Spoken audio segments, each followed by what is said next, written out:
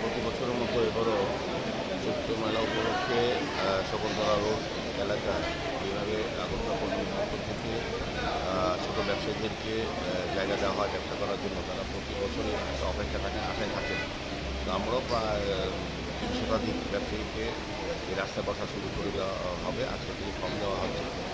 গতকাল থেকেই দেখলাম খুব উৎসাহ আছে মানুষের লাইন ধরার জন্য। তো আমার আশা থাকবে যে আমরা সুন্দরভাবে যারা যারা লাইনে আছেন যতটা সম্ভব আমাদের দেওয়ার জায়গা আছে ততটুকু আমরা দেবো। সেক্ষেত্রে আমি সবাইকে অনুরোধ করবো কারোর প্রভাবিত বা প্রভাবিত হবে না। টাকার বিনিময়ে অনেক সময় দেখা যায় যে আসে। এটা কিন্তু আমরা বরদাস্ত করবো না। যাকে দেওয়া হবে তার নাম ধরে আমরা নিজস্বভাবে আমরা তদন্ত করবো ওই জায়গাতেই বিক্রি বসেছে কিনা, তাকে অন্য কারোর জোর করে বা অন্য উপায়ে বসার কোনো সুযোগ নেই। তো আমি আশা করবো যেহেতু এটা চৈত্র মেলাটাই আমাদের ঐতিহ্য, আমাদের শহরে এটা পরম্পরা, ক্রেতা বিক্রেতা সবাই আশা থাকেন এই বছরটা এই দিনগুলির জন্য।